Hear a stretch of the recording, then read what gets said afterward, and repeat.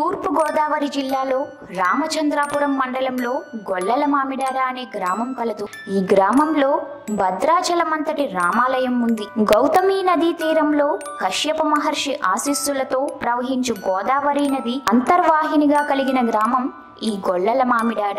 ఈ రామాలయ నిర్మాణం ఎంతో శిల్పకళా నైపుణ్యంతో కంచర్ల గోపన్న నిర్మించిన భద్రాచలం తర్వాత మరో భద్రాచల రామాలయంగా కీర్తించబడుతోంది. గొల్లవారు ఎక్కువగా నివసించుట చేత అనేక మామిడి తోటలు కలిగి ఉండటం వలన ఈ ఊరుకు గొల్లల మామిడాడ అనే పేరు వచ్చింది.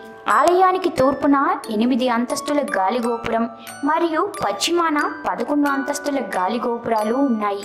శ్రీ సుబ్బిరెడ్డి, రామిరెడ్డి అనే 2 సోదరులకు శ్రీ మహావిష్ణువు స్వప్నంలో సాక్షాత్కరించి చెప్పగా వారు ఈ ఆలయాన్ని నిర్మాణం చేశారని స్థల పురాణం చెబుతుంది. తర్వాతి కాలంలో 64 స్తంభాలు గల విశాలమగు పుష్పక విమానం మంటపాన్ని నిర్మించారు. పశ్చిమ గోపురం 200 అడుగుల ఎత్తులో 9 అంతస్తులు కలిగి ఉంది. తూర్పు ముఖంగా ఉన్న గర్భాలయం నందు ప్రతిష్ఠించబడిన శ్రీ కోదండ రామచంద్రమూర్తి, శ్రీ సీతా మహాదేవి, శ్రీ లక్ష్మణ స్వామి, వీరికి ఎదురుగా ఉన్న ఆలయంలో వీరికి నమస్కరించే శ్రీ ఆంజనేయ స్వామి వార్లను 1934 మార్చి 24న చైత్ర శుద్ధ నవమి నాడు ఉదయం 9:48 పునఃప్రతిష్ఠ చేశారు. నిత్య పూజలతో పాటు పండుగ పర్వదినాలలో విశేష పూజలు, ఉత్సవాలు జరుగుతాయి. శ్రీరామనవమి రోజున సీతారాముల కళ్యాణం, హనుమత్ జయంతి రోజున ఆకు పూజలు చాలా గొప్పగా జరుగుతాయి. ఈ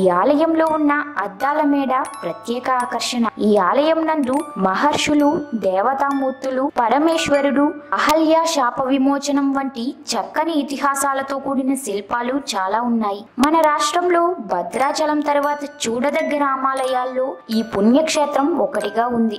మీకు ఈ వీడియో నచ్చితే లైక్ చేయండి, షేర్ చేయండి. మరిన్ని అప్డేట్స్ కోసం మా ఛానల్ని సబ్స్క్రైబ్ చేయండి.